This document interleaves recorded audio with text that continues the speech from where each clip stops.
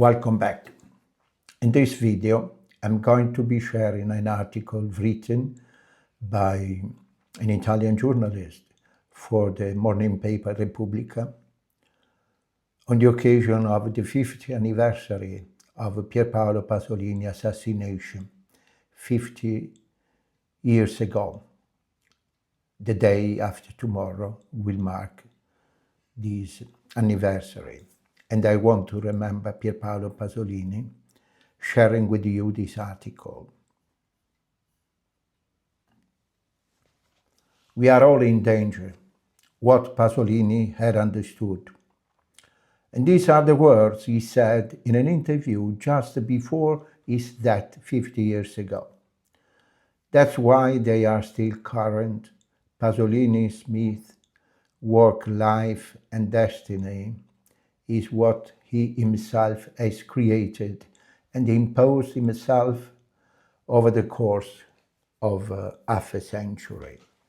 He was more than a writer. He was a brilliant literary critic and dialectic virtuoso. Polemicist, a director not only of films to remember such Accattone, Mamma Roma, Il Vangelo secondo Matteo,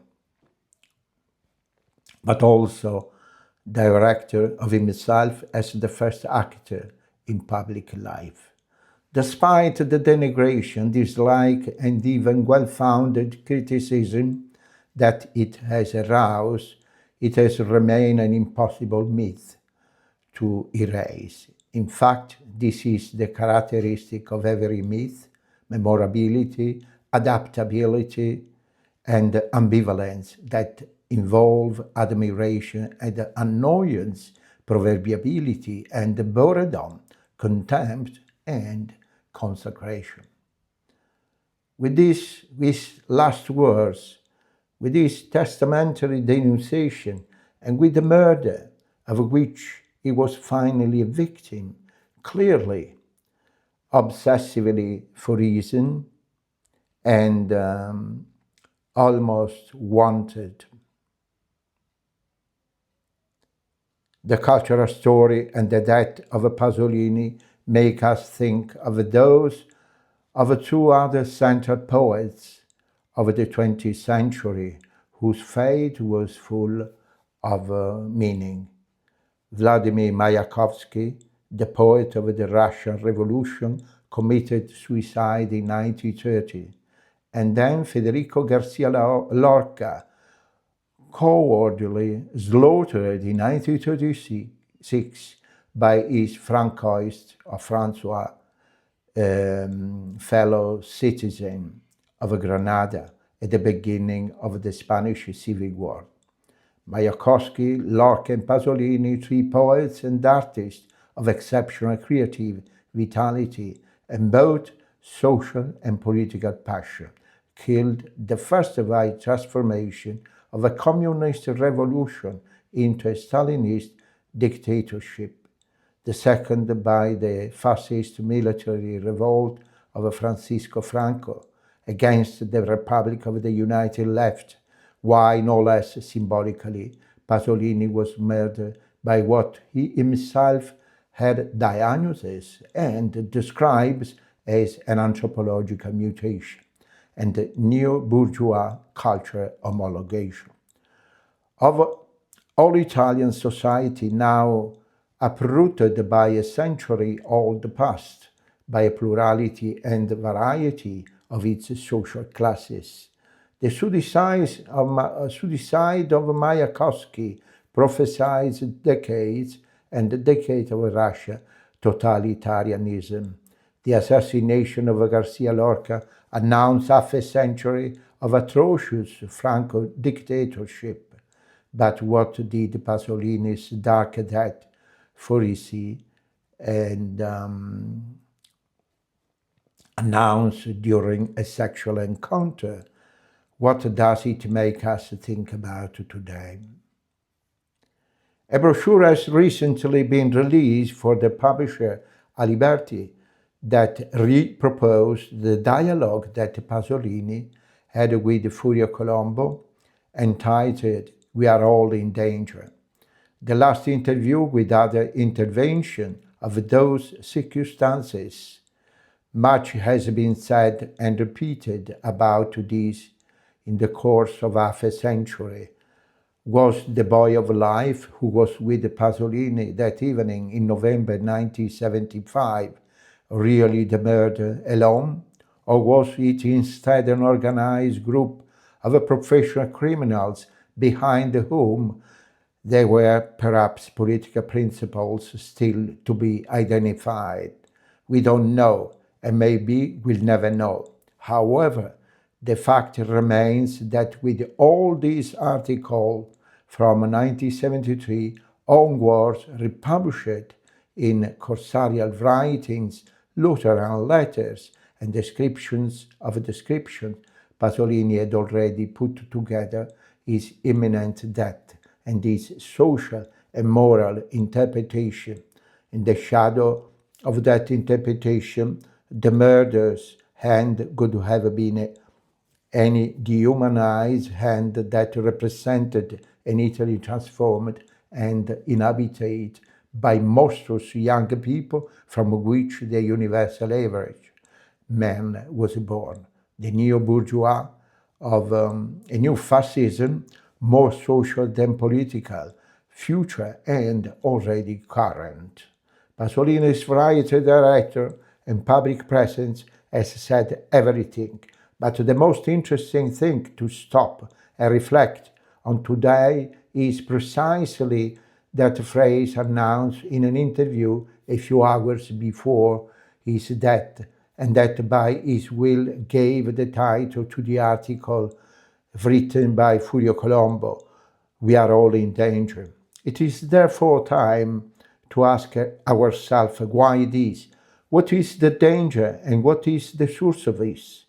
In all the increasingly distracted talk about Pasolini's parasite, it seems to me that he has been seriously wronged, that of liquidating his formulas and concepts, starting with cultural homologation, anthropological mutation, as well as the opposition between development and progress, to which one could add a statement such as this: consumption anxiety is an anxiety of obedience to an unpronounced order. And above all, I consider that totalitarianism of consumption, capitalism, worse than totalitarianism of the old power. The social and political novelty of then and today is therefore this: authoritarian social control, more than legal and state, is a control to the freedom to consume. So the old ideological propaganda of the regime is replaced by commercial advertising and the disinformation that advertising always needs.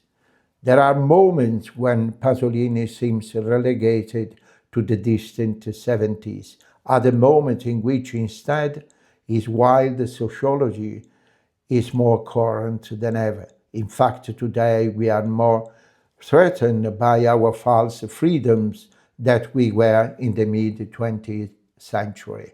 Cultural approval has expanded and deepened. The anthropological mutation dominates from childhood, adolescence, to the most advanced senility. The new ideology, more or less a religion, is the one that Pasolini already identified in applied science, in the use of technological fetishes and superfluous goods. Desperately Italian as he was, a poet like him regretted the pre-industrial Italy half a century ago, instinctively inheriting a criticism of a bourgeois and capitalist society that in other European countries had been born more than a century earlier.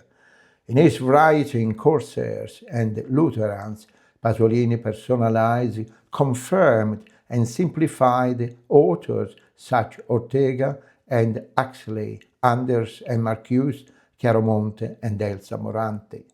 His art of a provocation did the rest. It is neither easy nor fair to blame a judge victim like him.